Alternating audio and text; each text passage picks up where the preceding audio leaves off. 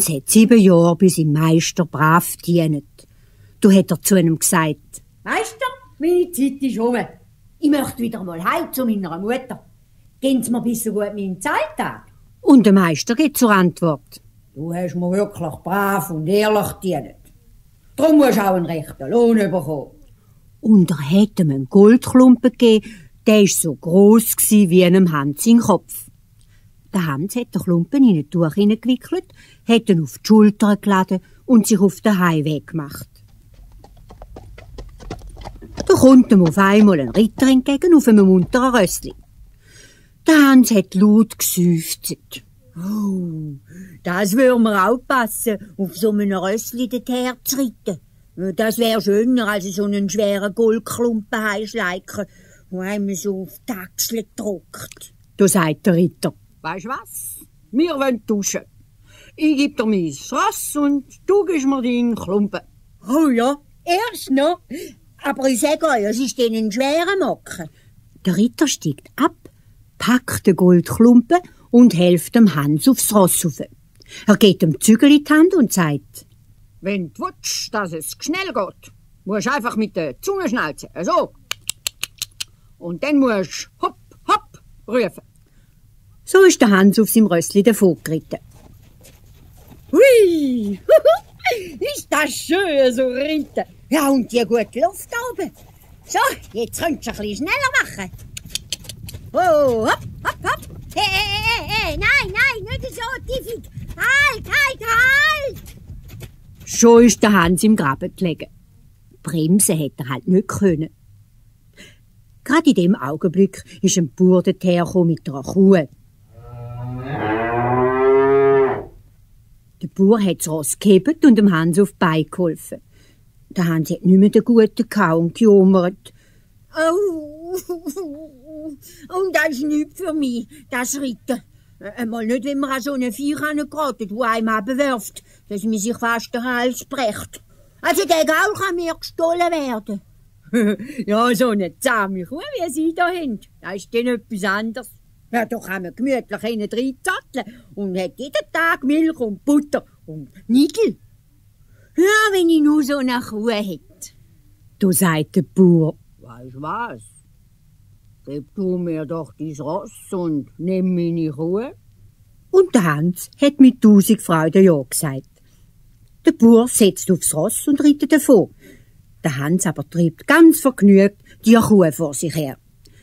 Nach einer Weile hat er Durst bekommen. Und weil er weit und breit keinen Brunnen gesehen hat, hat er gedacht: Für was habe ich eigentlich eine Kuh? Jetzt tue ich sie melken.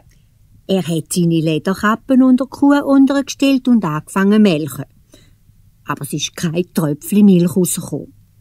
Er hätte halt nicht recht melken.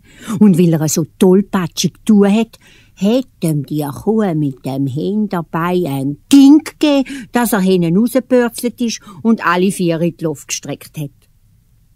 In dem Augenblick hat er ein Grunzen gehört und ein Quieken.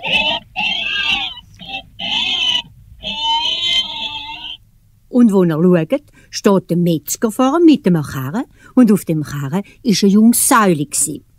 Was machst du da auf dem Boden? Fragt der Metzger und der Hans sagt: Hey, hat das dumme Tier melken?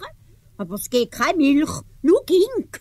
Oh, ich glaube, ich habe einen halben Meter hohe Bühne. Der Metzger hat gelacht.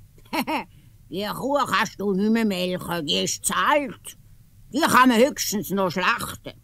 Aha, ja, wer hätte auch da gedacht? Aber ich habe doch Kuhfleisch gar nicht gern, das ist mir zu zäh. Ja, so ein junges Säuli, das wäre dann etwas anderes. Aus dem gäb's Speck und Würst und Wettli. Ja, so ein Säuli, das wär's. Da sagt der Metzger: Weisst was? Dir zulieb, tue ich dir die Kuh gegen mein Säuli tauschen. Was meinst du? Ja, danke vielmal, wenn's nicht unverschämt ist. Und der Hans macht sich wieder auf den Weg. Säuli hat er an einer Schnur hinter sich hergezogen. Bald darauf begegnet er einem Burst, der hat eine schöne weisse Gans unter dem Arm gehabt. Sie haben miteinander angefangen zu plaudern und der Hans hat erzählt, was er für feine Geschäfte gemacht habe. Und der andere hat gedacht, Ich habe meine gut reinlegen. er streckt dem Hans ganz an und sagt, Du, lupfe mal meine Gans. Schau mal, wie die schwer ist. Ja, du, die hast mit den besten Sachen gemästet. der Hans lupft ganz und sagt, Oh ja, du, die ist schön schwer. Aber mein Schwein ist auch keine Sau.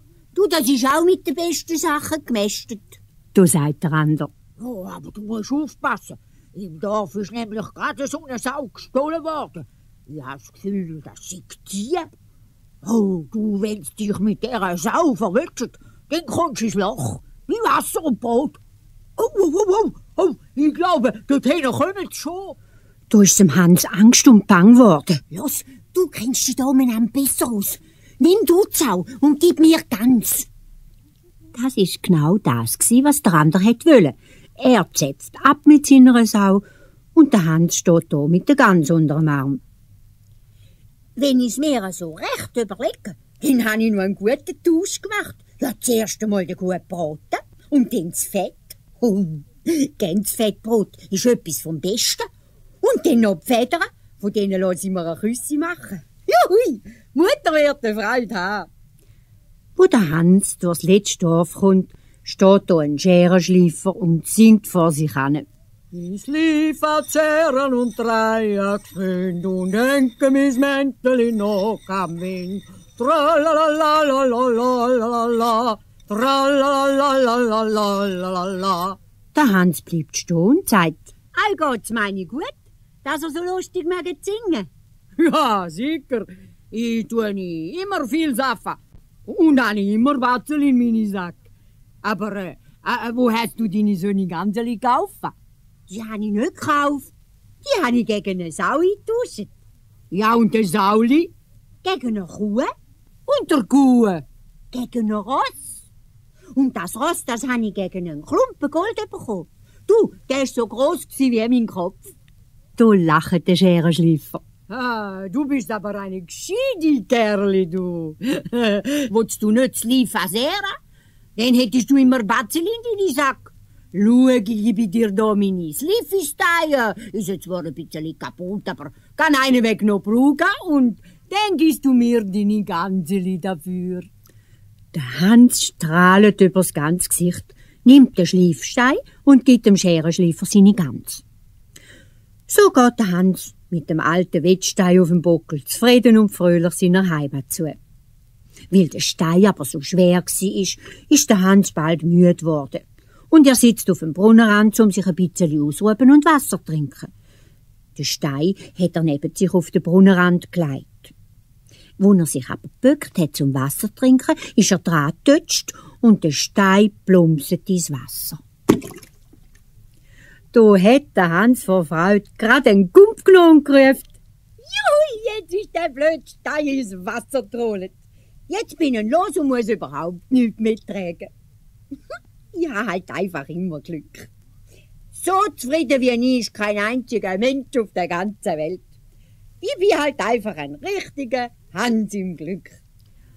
So ist er vergnügt heim zu seiner Mutter und die war froh, dass sie den Hans so gesund und fröhlich wieder hatte.